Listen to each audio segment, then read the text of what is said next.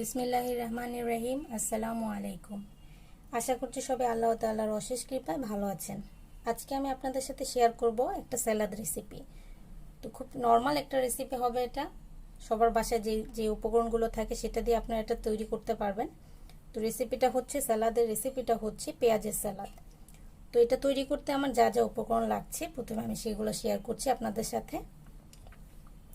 আমি নিয়েছি পরিমাণ মতো লবণ, সাথে শুকনো মরিচ গুঁড়ো নিয়েছি 1 চা চামচের মতো, শুকনো গোলমরিচ গুঁড়ো নিয়েছি 1 চা চামচের মতো, আর সাথে নিয়েছি চটপটি মশলা, সেটাও 1 চা চামচ। যেহেতু এই সবগুলো উপকরণই ঝাল হবে, তো আমি আমার যেভাবে প্রিফার করি সেভাবে দিয়েছি। আপনারা যদি একটু ঝাল বেশি পছন্দ করেন তবে আমি বলবো যে শুকনো মরিচগুলো না দিয়ে আপনারা কাঁচা মরিচ দিতে পারেন কুচি করে। কারণ হচ্ছে শুকনো মরিচ, গোলমরিচ, তারপর হচ্ছে চটপটি মশলা সবগুলোই ঝাল হবে। তো আপনি যদি এগুলা বেশি করে দেন তখন হচ্ছে কি, কারো যদি অ্যাসিডিটির প্রবলেম থাকে তখন আপনার দেখা যাবে যে আপনার বুক জ্বালা করতে পারে। তা আমি এই জন্য শুকনো মরিচ কম নিয়েছি। আপনারা যদি ঝাল পছন্দ করেন আমি বলবো যে কাঁচা মরিচ আপনারা এটার সাথে মিক্স করতে পারেন কুচি করে। এটা আমার মতামত, আপনারা ট্রাই করে দেখতে পারেন। আর হচ্ছে সাথে লাগছে আমার বড় 1 টেবিল চামচের মতো রসুন কুচি, সাথে লাগবে আমার 2 টেবিল চামচের মতো লেবুর রস, আর সরিষার তেল লাগবে 2 টেবিল চামচ। আর সাথে আমি নিয়েছি দেশি পেঁয়াজ, নিয়েছি খোসা না ছাড়ানো 6টা নিয়েছি। তো আপাতত হয়তো আপনারা ভাবতে পারেন খোসাটা আমি কেন ছাড়িয়ে নিইনি। আমাদের দেশি পেঁয়াজে নর্মালি আমাদের পেঁয়াজগুলোতে 2টা লেয়ার থাকে খোসা, তো আমি উপরের লেয়ারটা জাস্ট ফেলেছি, আরেকটা লেয়ার রেখে দিয়েছি। কারণ হচ্ছে আমি পেঁয়াজগুলোকে ফ্রাই করব, তেল ছাড়াই ফ্রাই করব। তো ফ্রাই করার সময় আমি যদি খোসাটা ছাড়িয়ে নিই তখন দেখা যাবে যে আমার পেঁয়াজগুলো খুলে খুলে চলে আসবে। তো এই জন্য আমি খোসাটা রেখে দিয়েছি। আমি ফ্রাই করার পর যে একটা লেয়ার রয়েছে এটা আমি সরিয়ে ফেলবো।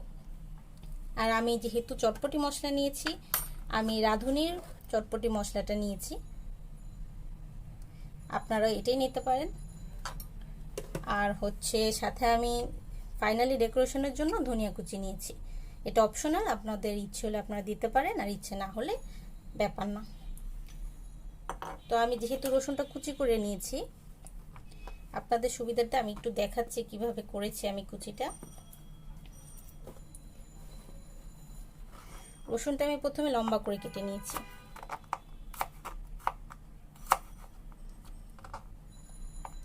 তারপর এটাকে স্কোয়ারের মতো কেটে ফেলেছি।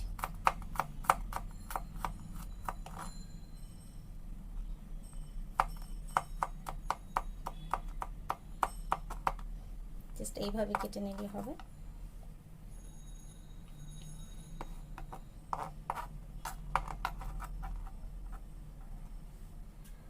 যে কোনো রান্না করার আগে অবশ্যই হাতটা ক্লিন করে নিতে হবে, আর এছাড়া যা কিছু লাগছে আমার সাথে সেগুলো অবশ্যই ক্লিন করে নিতে হবে। তো এখন যেহেতু আমি পেঁয়াজগুলো ফ্রাই করব, কিভাবে করব সেটা আপনাদের সাথে শেয়ার করছি। এটা আমি মাঝ বরাবর কেটে ফেলবো, সবগুলো এভাবে আমি মাঝ বরাবর কেটে ফেলবো।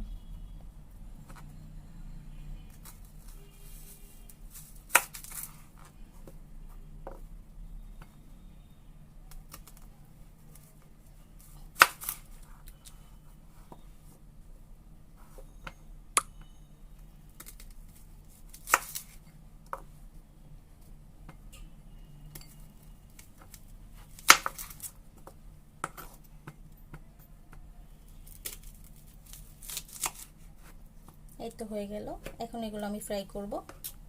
চলুন তাহলে ফ্রাই করা যাক। আমি যেহেতু ফ্রাই করব, তো আমি আমার ফ্রাই প্যানটা আগে গরম হতে দিয়ে দিয়েছিলাম। মোটামুটি মিডিয়াম হিটে আমার এই পেঁয়াজগুলোকে ফ্রাই করতে হবে। জাস্ট ফ্রাই প্যানটা আমি গরম করেছি, এখানে আমি কোনো ধরনের তেল ব্যবহার করিনি।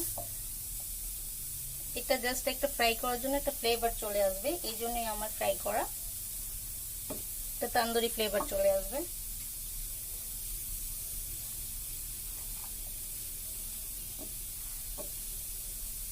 মোটামুটি মিডিয়াম হিটে করতে হবে, কারণ হচ্ছে আমি যদি হাই হিট দিয়ে দিই তখন যে লেয়ারটা ভাজা হচ্ছে সেটা দ্রুত ভাজা হয়ে যাবে, কিন্তু ভেতরটা আমার যে ফ্লেভারটা আমি চাচ্ছি সেই ফ্লেভারটা আসবে না।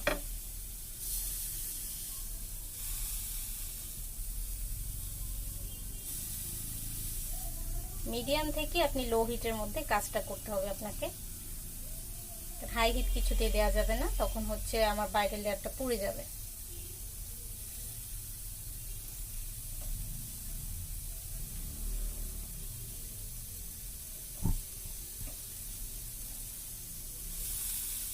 হালকা ভাবে আমি চেপে চেপে দিব।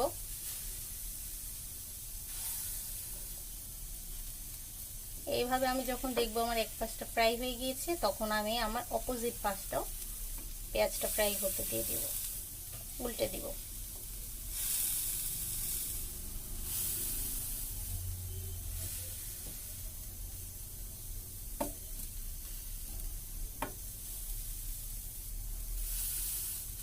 আরও যদি হাত এখানে দিয়ে কাজ করতে অসুবিধা হয়, আপনি অবশ্যই টিস্পুন ইউজ করবেন।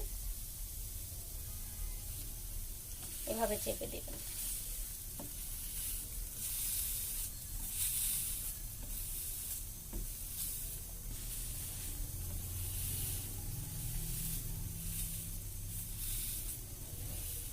তো আমরা এক পাশটা ফ্রাই হওয়া পর্যন্ত একটু অপেক্ষা করছি।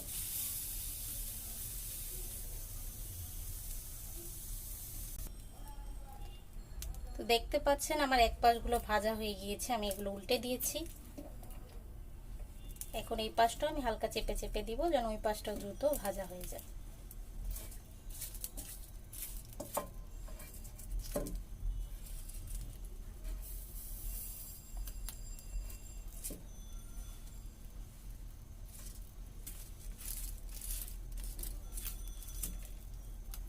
খুব বেশি ভাজা যাবে না, যেভাবে বারবিকিউতে আমরা ভাজি সেভাবে ভাজা হবে, কিন্তু হচ্ছে এখানে তেলও ইউজ করছি না। আর খুব বেশি ভাজলে দেখা যাবে একটা পোড়া ফ্লেভার চলে আসবে, সেটা অবশ্যই আমরা কেউ চাচ্ছি না।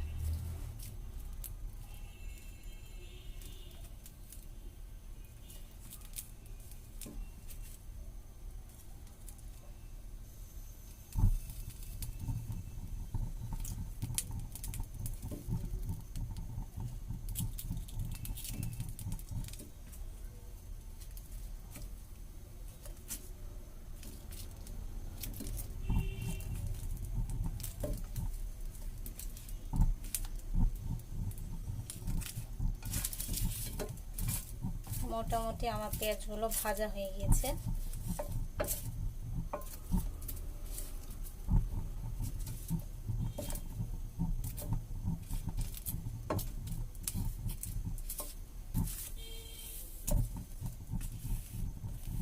তো এখন এই পেঁয়াজগুলোকে আমি ফ্রাই প্যান থেকে নামিয়ে ফেলবো। তো আমি আমার ফ্রাই করা পেঁয়াজগুলোকে নামিয়ে নিয়েছি। এখন আমি এটা ঢেকে 5 থেকে 10 মিনিটের মতো অপেক্ষা করব, তাতে পেঁয়াজগুলো নরম হয়ে আসবে। এর সাথে আমি যে ফ্রাই করেছি একটা বারবিকিউ ফ্লেভার বা তান্দুরি ফ্লেভারটা আমি চেয়েছি, তো সেটা পুরো পেঁয়াজে চলে আসবে। তো ততক্ষণে আমি সালাদের ড্রেসিংটা তৈরি করে নিচ্ছি। আমি নিয়েছিলাম রসুন কুচি, সেটার সাথে আমার লাগছে 2 টেবিল চামচের মতো লেবুর রস,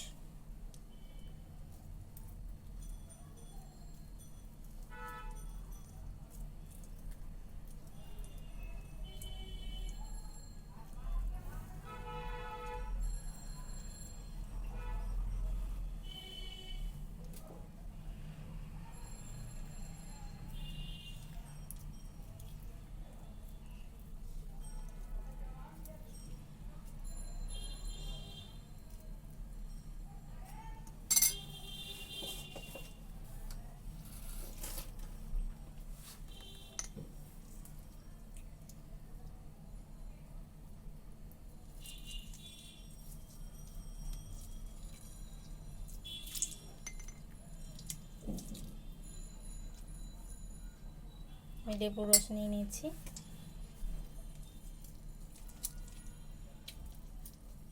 যেহেতু এটা আমার চা চামচ, আমি 2 টেবিল চামচ নিচ্ছি, তাই আমি 4 বার নিয়েছি।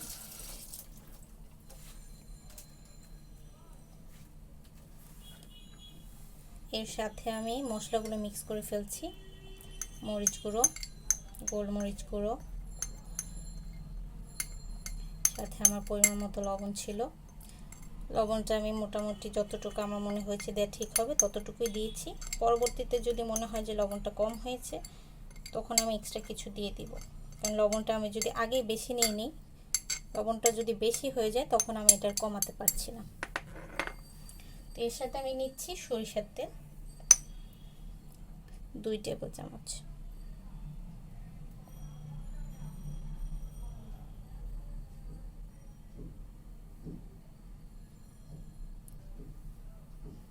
আর যদি সরিষার তেলে ফ্লেভার নিয়ে প্রবলেম থাকে আপনি চাইলে সবশেষে একটু অলিভ অয়েল দিয়ে দিতে পারেন, তো সরিষার তেলের ফ্লেভারটা তখন আপনার কম লাগবে। তো এটা আমি ভালো করে মিক্স করে নিচ্ছি।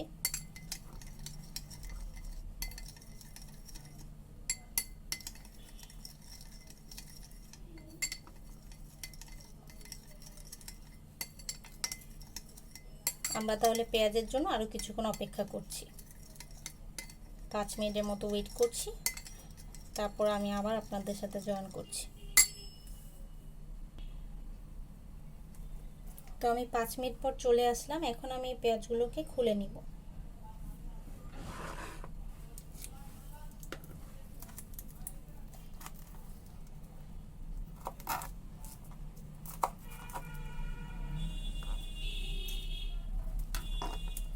এভাবে নেওয়ার পর উপরের যে লেয়ারটা আছে এটা আমি ফেলে দিব।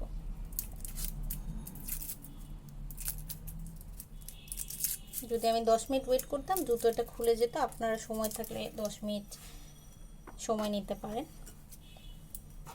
এইভাবে দুই পাশটা কেটে নিব।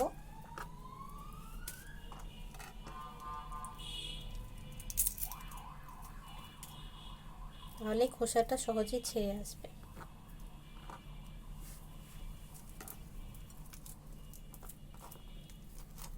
এই পাশটা কেটে নিচ্ছি, এই পাশটাও কেটে নিচ্ছি।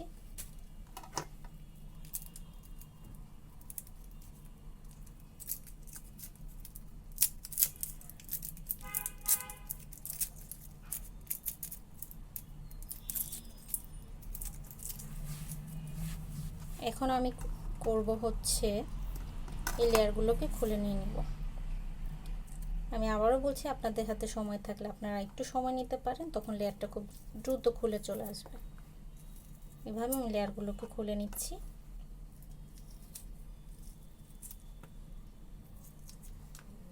চাইলে আমি এটাকে একটু ছোট করে নিতে পারি।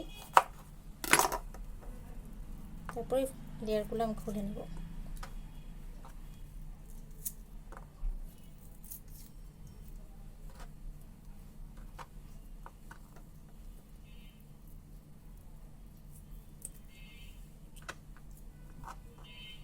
এইভাবে আমি সবগুলো পেঁয়াজ খুলে নিব।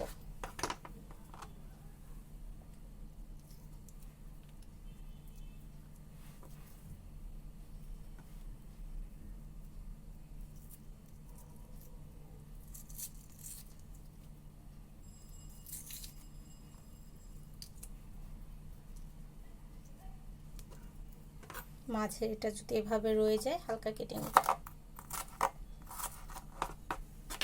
তো বাকিগুলো আমি এভাবে সেমভাবে করে নিচ্ছি। তো এইভাবে আমি আমার সবগুলো পেঁয়াজ খুলে নিয়েছি। এখন এটার সাথে আমি ড্রেসিংটা মিক্স করে ফেলবো।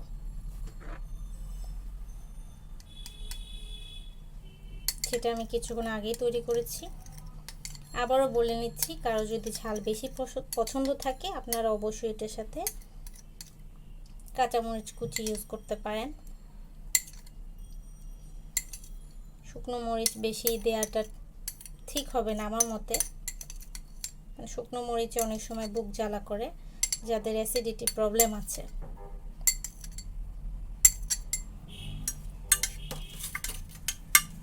এটা আমি ভালো করে মিক্স করে নিচ্ছি। যেহেতু স্যালাড আইটেম, আপনারা জানেন স্যালাড খুব বেশি নাড়াচাড়া করতে হয় না। আমি জাস্ট এটা মিক্স করি, ছেড়ে দিব। আর সাথে আমি ডেকোরেশনের জন্য যে ধনিয়া কুচি রেখেছি সেটা আমি দিয়ে দিচ্ছি।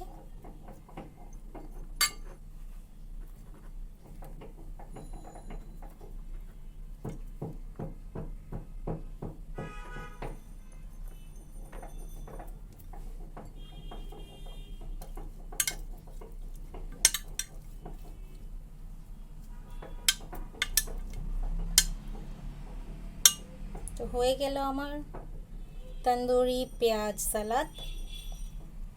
তো দেখা যাক ডেকোরেশনের পর কেমন দেখা যাচ্ছে।